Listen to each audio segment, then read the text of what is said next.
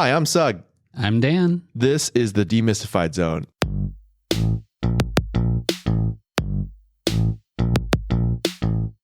What's up, y'all? What's up? We got a special episode today. We were in the studio recording some episodes, and we had two guest engineers join us, none other than Dan Chung's children, Stella Chung and Jack Chung. Hi, guys. Hello, we are totally highly trained, right, Jack? Yes. Okay. Remember, speak only when spoken to. Okay. Remember we discussed this? All right. North Korean rules, not my rules. Okay. It's a North Korean podcast. Okay. So we just thought, we want to do a special podcast, bring the voices of the children into the room. North Korea is not just about the adults making bad decisions, but the children that also are part of those adults' decisions. So it's a special episode today. Dan, how do you feel? Big Daddy and, your world's colliding here. Yeah, I love it. I'm happy to be working with my kids. And I just realized, should this go to air, this is the first time my kids will be on the grid, this will be the first time that they're traceable, and these words will live on to haunt them forever. This is true. I'm a little more concerned. We got a question from Jack. Well, hold on, Jack. I'm a little concerned that you phrase as, this is the first time I'm working with my kids. It's like you're putting them to, they're not really working. We're just having a good time here. All right. Yeah, sure. You just set the precedent for them to they're about to do some hard labor. Oh. Jack, we got a question from Jack. Do we get paid? That's a great question. Dad. You get paid for lunch, with lunch. Jack, I'm about to teach you something that's very Korean and many other cultures. You know what your payment is? The bed you sleep in and the food you eat. Okay? And the roof over your head. Yeah, the roof over your head, that's your payment right now. I'm sorry, but I hate to say it. I'm just the messenger, But that's what Korea is all about, especially the Korean American culture. Okay. Now we got all that awkward. Good luck going home today, guys. Great conversation in the ride. I want to talk with our special guests about North Korea and the children. Something that we don't talk about often, and when we do, it's usually sad. It's not a good story half the time. But let me start with Stella Chung. Stella, how old are you again? I'm 13. 13. Just turned 13, right? Yeah, just turned 13. Welcome to teen life. Oh, lovely. Tell me, Stella, what do you... Groan was from Dad. Dad, please keep your personal opinions and comments. Just wrap that up for 20 minutes, please. Okay, I'm working here. All right, Stella, tell me... what do you know about North Korea? I know your dad works in North Korea. Your mom actually does a lot of work in North Korea too. What do you know? Tell us your knowledge about North Korea. What do you know? Just anything. I know that they're very communist. Okay. And that very strict, anti-Christian place. Yes. What do you know about the kids there? They're sad. Oh. Appa and his friend wrote a book, and on the cover, there was this crying kid, and I was traumatized from him. It just looks so sad. Oh yeah, the book she's talking about is Mike Kim's book, yes. Escaping North Korea. Yes, co-founder of Crossing Border, Mike Kim He's wrote a book. He's the founder of Crossing Borders. Oh, I'm sorry, founder. And I'm the co-founder. But yeah, we didn't write it was his book. So we're giving him all the credit today, Mike. Yes. There you go. Yes. And you're saying there was a young child on the cover of the book. So yeah. She was crying because her mom was I don't know, being arrested. It was a scene at the consulate, South Korean consulate in Beijing. Uh-huh. Refugees used to run into there to get asylum. Yeah. But the Chinese government, the kid made it across, and the mom was being taken away, and the kid had the most heartbreakingly sad face. Stella, what did you make when you were? Well, how old were you when you saw that cover? Like and then what were you? 6 or 7. Oh, What were you? scars already. Scars The already. therapy dollars are just mounting It's okay. on this podcast. It's okay. You know, it was going to happen. Stella, what was like going through your mind? What did you think? Well, why when you saw that picture? What were you thinking? I was like, 6-year-old me was like, oh gosh, that does not look great. Let me just not look at that for a long time. Did you understand, or did your parents explain to you what was going on in that picture? No, actually. No, we don't like to I explain didn't. things to them. Hey, Dad, let her answer, please, Dad. Come on, I'm feeling a lot of Sorry. dad vibe All right, here sorry. of like Go speaking ahead. for Go ahead. daughter. All right, no, go ahead. Your time will come. All right, you'll get your questions too. All right. Okay. So other than that, so nothing else really about North. Do you know anything else about just from what you've gleaned, whether from school or from your Like, family? how do they escape? Through the border, usually China's border, since it's easier. Yeah. What? Well, I guess what I'm asking is, do you know anything about North Korea in general? Like, what other facts do you know that you've learned? Maybe not from your family. You know, did you talk about it in school? Not really. I think we will in 8th grade, but not really. Okay. So, do you feel how Korean do you feel? If I were to like make a Stella pie chart here, right? You do pie charts yet in school? Yeah. All right. So we slice out the pie. How much of that is American Stella? How much of it is Korean Stella? And how much of it is like Dungeons and Dragons Stella? I'd say like I'm pretty Korean, don't you think, Jack? Am I? No. Don't ask him. I want you to tell me. I'm Korean, so I guess. How do you feel? Do you feel Korean? It's okay if you don't. Yeah, I do. Like You do? I'd say like 80% Korean, 20%. Oh, wow. That's a Okay. lot. American. So you identify more as a Korean person yeah than yeah, an American person. Yeah, Can you speak Korean? very little. That's okay. I feel that. I have 0 Korean as well. Okay. What would that breakdown be for you? Ooh.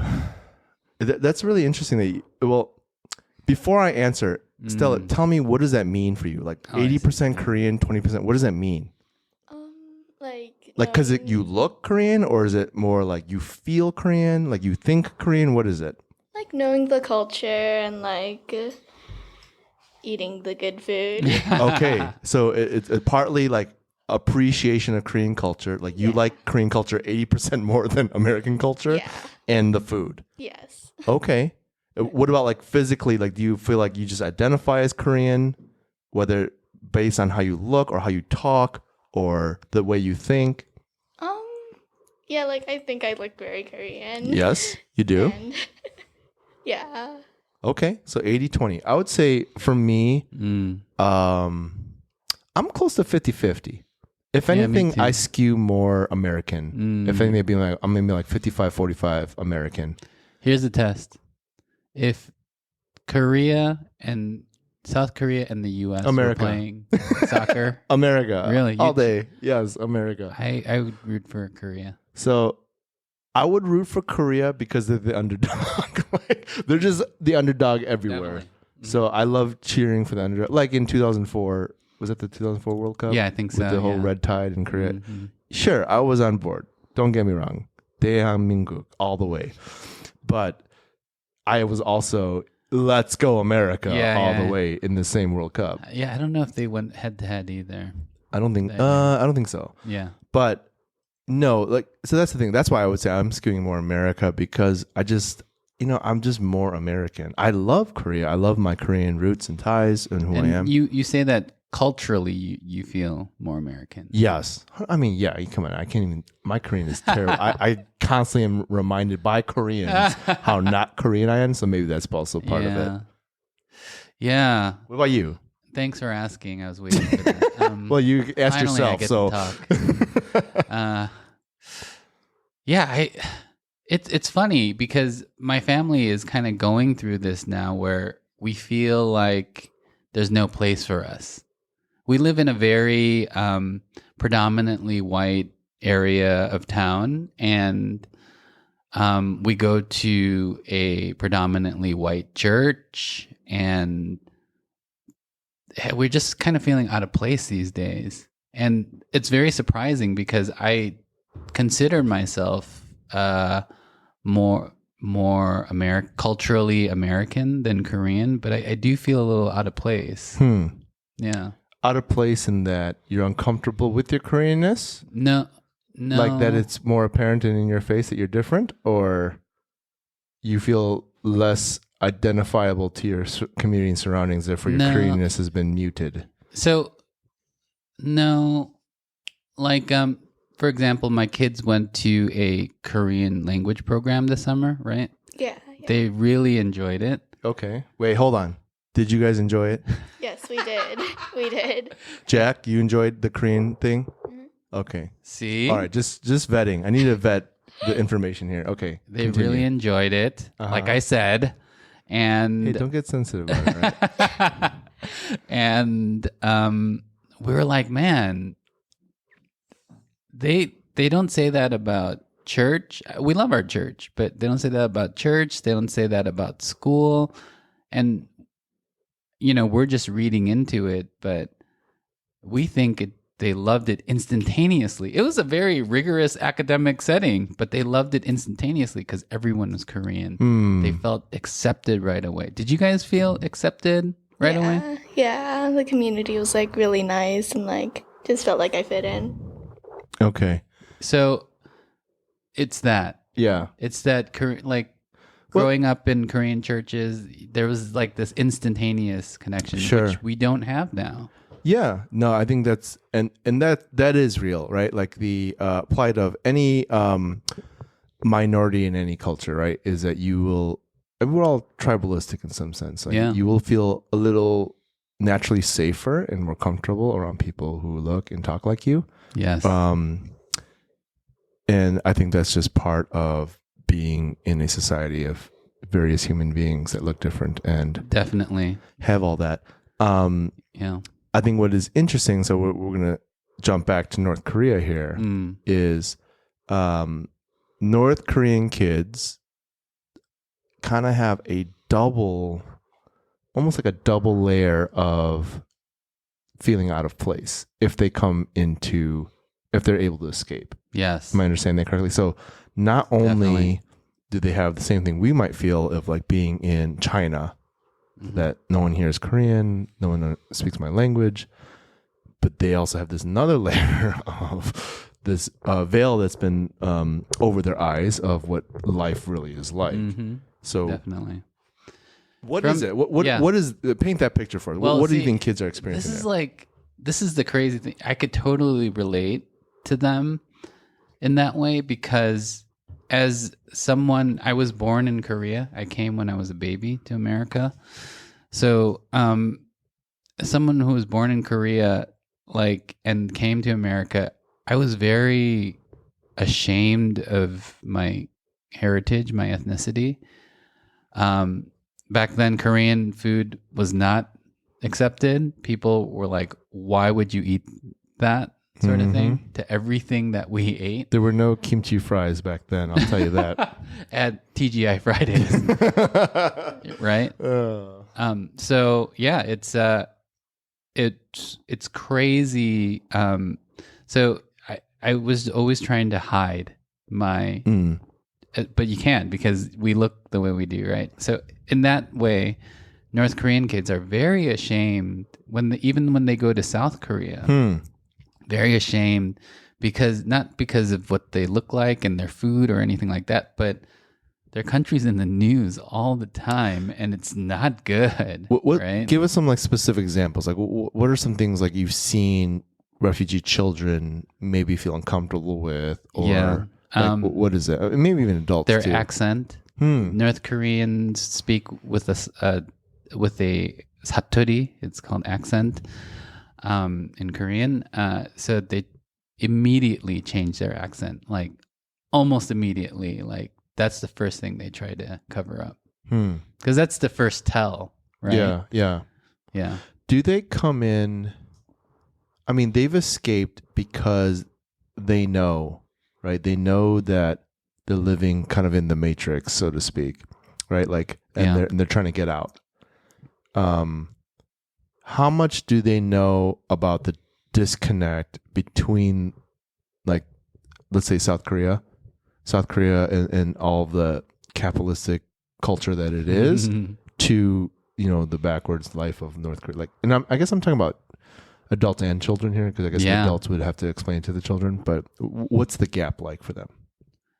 What's the gap in information like when they're in North Korea? No, like when they come to South Korea, Yeah. How much is the wool being like revealed, like from their eyes? And what are those things? I don't know about Korea, but once they get China, like okay. So when crossing borders first started in the early 2000s, the blackout of media was a lot stronger in North Korea. So like they didn't know as much about the outside world back then. So in that context, when we came out, we showed them, because they were told, like, the world, we have it hard, but everyone else is much worse. And they believed it because they didn't have as much outside media. They had to carry VHS tapes, right, instead of DVDs or thumb drives. So that was very much the case in the early 2000s, where we would tell them and show them things, and they were just blown away. And they were also scared because we told them we were American, and they were told that Americans were baby-eating monsters, right? Oh. So they were cowering in the other corner at first when Mike would initiate contact with them, right? So that was in the 2000s. Today, it's not as bad because of the media flowing in. They get it now. Yeah, so they understand. Children who understand, or old enough to understand, that it's different. Yeah, definitely. Okay, how about this, Stella? What was something that, like, when you're introduced to for the first time, you were just like, oh my God, I can't believe this existed and I didn't know about it before? New York pizza. Oh! Ooh. Yeah. So Not good. Chicago pizza, but New York pizza. It was so good. Like, it's so good. Wow. She awesome. was born in New York, so okay. Maybe that's part of it. But how old were you? Do you remember? When you rediscovered. Yeah, when you discovered it. I'd say like 8, right? 8? Yeah. Wow, but you were like, your eyes were popping on your head. You're like, why have you been hiding this from me, Dan? Dad? Stella, so hearing us talk about these North Korean children, right? They're having the New York pizza moment, right? But like times 1,000, right? Because it's like everything. And mostly it's like bad New York pizza. It's like if they had bad New York pizza. But good ones too. Like, there's probably good things that they discover.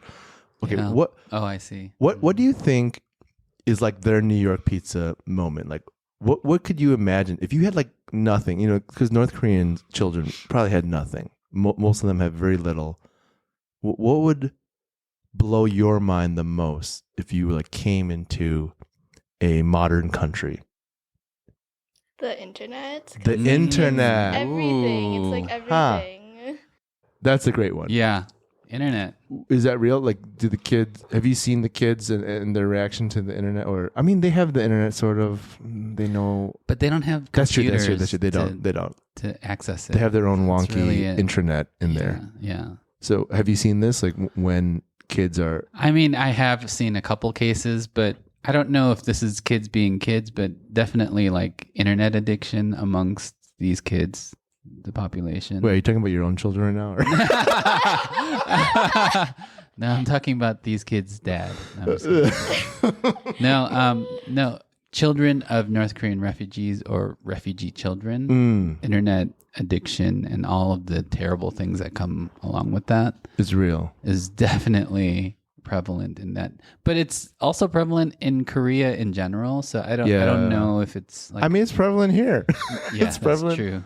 And what can you do with that? But there is something to say about like if they're older and they've never seen that before, and then all of a sudden, like that's kind of like us. Maybe it is, or like Amish communities. Like we know, how there's that one period in Amish community they life get to go out. They get to go out. Yeah. Yeah, it's got to be a little similar to that, I imagine. Yeah, definitely. I mean, it's everything, and it's intimidating. Yeah. Right? It's not just like, whoa, this is amazing, but it's also like, how do I go into a coffee shop and order on this screen? They don't know if it's like a touch screen, or I don't know what a latte is, and I'm embarrassed. Right? Yeah. They're embarrassed. So they don't want to say, excuse me, what's a latte? And why is it all the rage now, right? Like, and why is a child ordering a latte? Yeah. No, it's any North Korean, but yeah, even children, right? Like, It's a huge culture shock, and they don't want to be laughed at. What's like so like by commerce, it makes sense, right? Like they don't have corner coffee shops, they don't have like regular grocery stores as we've seen.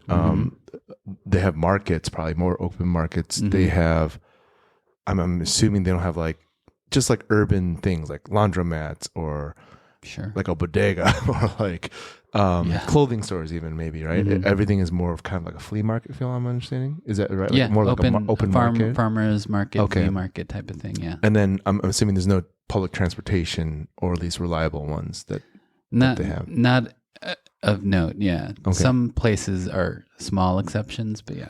What about like the educational like system? Like what does it look like when these kids come out? Like where are they at? If they come out at Stella's age, what are they maybe in comparison? Like what do they know? Do they know algebra? Have they had the algebra? Right. The example of South Korea is stunning, because South Korean kids who come to America are just way ahead of American kids as well, right? Like, Stella, that's a commentary to you. Dad's telling you something. They're much smarter, and they try harder, and they love their. Dad, I'll try harder. Hey, let's keep this professional here, guys. Come on. No, okay, yeah, I agree. Like Asian countries in general, I mean, America's not ranking very high. Yeah. Okay, so what about North Korea? So North Korea is way behind the U.S. So you could imagine. Sure. So even adults who come in with college degrees, they take equivalency tests, and they're like at elementary school again. And imagine how humiliating that would be. It would be humiliating for Stella to have to go to kindergarten, right? Oh, yeah. Stella, can you confirm that? If you had to go to kindergarten? But I think she would like it too. I like kids, that's true. No, you're not there to babysit. No. You are one of them. You're one of them, but you got to take the nap when they take the nap. Yeah. Anyway, so it would be humiliating for anyone, right? Yeah. So again, there are these specific schools for North Korean kids to kind of soften the blow in that way. So, if I'm understanding correctly, like the gap for North Korean kids in education, it's pretty significant. Like we're talking about like not just 1 or 2 grades here. We're talking about maybe like junior high to elementary school or high school to something else, right? Yeah. So there's a huge gap. So, and then on top of that, to exacerbate the situation, the South Korean education system is highly dependent on after-school tutoring. It's called hagwon. Yeah. And that is not a public thing. You need money to get to use these services, and it highlights the wealth gap there, because these people come in with nothing, and even though you get $20,000 from the government each person, that money runs out really fast. Wait, 20,000 in South Korea or North Korea? Equivalent to the U.S. around 20,000. But I'm saying, is this a thing in South Korea you're talking about? Yeah. Okay. Yeah, exactly. And just to clarify for our listeners, the educational system in South Korea and America is very different as well. Very different. It's incredibly rigorous up through the end of high school. Like these kids are studying or basically in school or some form for 12 to 14 hours a day. Yeah, they come home at night after dinner, and then even after that, at like they go 10, out. 11 o'clock. Yes, and they go out again. Are you listening, Stella? You got it good, girl. You got it easy. You got it easy. So yeah, again, that sort of exposes how behind they are, because even if they did want to catch up, they need money to do that. Sure. To sustain this hagwon system, and it's hard. It's really hard for them. Understandable. And have you ever seen any children that come through and as sad as this may be? I'm wondering if this is reality. Do they ever want to go back because of that? Because as children, as an adult, you understand what you've left. Right. I've never seen that. I've never seen that. But Wow. Yeah. I'm not around them enough where I can say I have like a great sample size. Sure. But no, I've never seen that. That'd be interesting to understand if it, because I can understand that as a young kid facing that much adversity and I mean, I'm sure there's some level of bullying if they get put into public schools after that too. Yeah, it's relentless. That even more so, right? Yeah. If you ever all watch Squid Games, you remember there's like that North Korean girl and her brother who are North Korean refugees. That's maybe a small slice of reality, I want to say, of what it's like for them. Obviously Hollywoodized a lot. Yeah. But that is real, right? There's definitely high elements of truth definitely there. Yeah, it's a sad reality, but I do think that over time people are tough. North Korean people are the toughest, right? So maybe their parents might get left in the dust. I hope not. But I think for this coming generation of children of North Koreans, that's where we'll see a sort of rebound. Because it's, I was in South Korea in May, just talking to people on the ground. No one has any idea of what to do here. There's no good working model here. This will help the people find success immediately. Yeah. They will be scarred for the adults, especially. Will be scarred for the rest of their lives. Yeah. And I'm not saying it's hopeless. Hopefully we find like a great model to help them rebound. I'm sure it's going to be a lot of little things, but my hope is in the future with these children. Yes. And my children. The children are our future. Speaking of the future, we have... I believe the children. The children are... Yes. We don't want to hear that, right? Stella, we don't want to hear that. No. Say you don't want to hear that.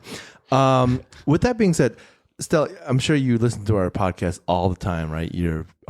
Jack's our biggest fan. You're our second biggest fan. Jack has. I can't say that I have. Jack okay. has. Thanks, Stella. Okay. So, something we always say here is that, we make a lot of jokes and we have fun. We talk about North Korea. But our biggest thing, and we're serious about this, is that the bridge to North Korea is through culture. If we can build this cultural bridge to North Korea, there'll be way more openness to just other forms of change, right? And that's something that, we believe in and is like a powerful agent of change. So my question to you, what is something that you as a young woman right now just really enjoy? I really enjoy music. Okay, let's start with music. Very great pianist. That is a great segue. Okay, so music. What would you share? Basketball, Jack? Okay, we'll get to basketball next. Music. Let's talk about music. What would you be sharing with them and what would you present them with and why? I really like classical because I mean, I know that not everybody likes classical, but it has so much emotion and it's just really beautiful, I think. You would share something beautiful with them. That's a great thought. Would you perform for them or would you just play it on the MP3, like a Spotify? I'd play it on Spotify. Oh, you wouldn't want to demonstrate your key skills? No? Is it you play piano, right? I do. Okay. Music. Jack, you had one. What would you share? I would share McDonald's, basketball, and Minecraft. Wow. Top three, right? In that order? McDonald's first. Number 1 is McDonald's. 2 is basketball. Well. 3 is That's strong. That's a very strong person. And I think, how old are you, Jack, again? 9. 9. So if there was a 9-year-old boy that came out, you'd be like, hey, here's some 3 things you got to know about right away. McDonald's. What are you ordering for him at McDonald's? Big Mac. A Big Mac. Meal or just the sandwich? Just a sandwich. Just the sandwich. Okay. Right. He's like, Wow. you know what? Purist. Try this on for size first. Okay, basketball. What are you gonna do for basketball? You know what? I changed basketball to 2K. Okay, so The video So the game, video game version of basketball. You'd want him to know, but you got a video game in I'm gonna Minecraft. show him that Curry is too OP. Okay, don't even Steph know what Curry. that Okay, means. Okay. he's Dad. You're so out of touch with the kids. He's talking about Steph Curry. He's saying he's overpowered, OP. All right, too OP. all right, and then Minecraft. But that's 2 video games. Would you show him real basketball? Yeah. Did you listen to our episode about North Korean basketball rules? No. Well, maybe he could teach you the North Korean basketball because they got their own basketball rules. Do you know about that, bud? No. Oh, yeah. it's wacky. It's wacky. It's real wacky. Stella, going back to you, what else you got? Piano. New York pizza. Yes, definitely. Okay. New York pizza is. What else? Come on, we're building bridges. Any we're making new shows friends. that you're into, maybe Yeah. that's books. it. Oh, books. Okay. So like, Harry Potter, Hunger Games, Harry Potter, Hunger Games, and what's really good too? The Fault in Our Stars. The Fault in Our Stars. That's so good. I like cried my. Okay. What about the It's so good. Remarried Empress? No, that's Webtoon. Webtoon is Okay, so we got a bunch of books. Yeah. We got some pop culture books. I also would choose Harry Potter. Thank you for bringing that up. A recurring theme in this podcast. It is. We got some basketball. Well, video games, basketball, food. Those are all good things. Anything else that we? What about like just like sayings or things that kids say? Like, what would you be like? You know what? Don't do that. That's not cool, man. Like, here's something cool that Americans do. Go ahead, Jack. Nintendo gamers say poggers. What does that mean? Play of the game. Poggers, play of the game. Okay. What about outside of the internet and the video game world? Like when we're face to face with other human beings. Stella, what do you got? What are you gonna? We'll be like, hey, North Korean version of Stella. Here's some things that'll just help you get around today. Let me just teach you something. I don't really know at school, so You wouldn't teach. Okay, let's say you guys are going to. You're walking into school. North Korean Stella, eyes wide. She's never seen a school like this before. You're holding her hand. She's scared. You walk in and you're like, don't worry, North Korean Stella. Just do this and we'll be okay. just suck up to teachers. No, but like it's really useful and like helpful. How do you? It'll Okay, get back. but how do you do that? How do you do it? She doesn't know how to do that. How do you do that? You sit up very straight in your chair. Okay, You one. speak very sweetly. 2, demonstrate that to And- me. Speak sweetly to your dad right now. What? Give me an example of how you talk to your teacher. Hello, Mr. Dan. How's your day going? Okay, very good. Whoa. Oh, you care about me? Okay, sit up straight. Talk sweetly. What's number 3? Show interest in the subject. Like Genuine or fake? It doesn't matter. it doesn't matter. Oh, Just, wow. Our Like, teachers aren't listening to this. Now we have you, Stella. We got you. How do you feign interest in the subject? What's the most boring subject to you?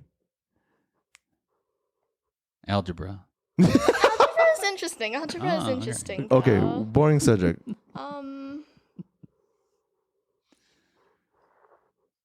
Gym? Gym, yeah. Okay. How do you just feign talk. interest in gym? You ask questions about the game. So and, you like, you stall. Yeah, you stall. You stall as basically. long as you can to Yeah. avoid the physical game itself. Basically. That might be tough for a North Korean person because of the language thing, you know? Yeah, that's true. Oh, okay. That's really good advice, though. Actually, that's pretty advice, yeah. solid. That's pretty I good. think they would feel very comfortable near you and take that advice to heart.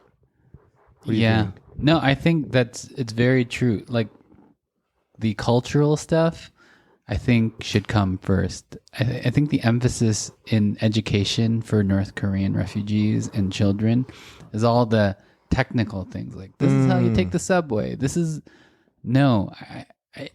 they don't really connect with those things on an Yeah. emotional level, right? Yeah.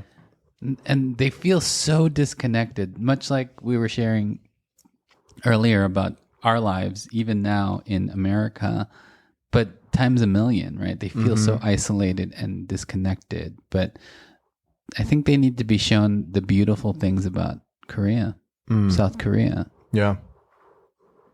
So do your children. We will be going. We will be going one of these days as a family. Okay, last question for both y'all, okay? You guys don't know anything about South Korea because you guys haven't been there as much, right? Yeah.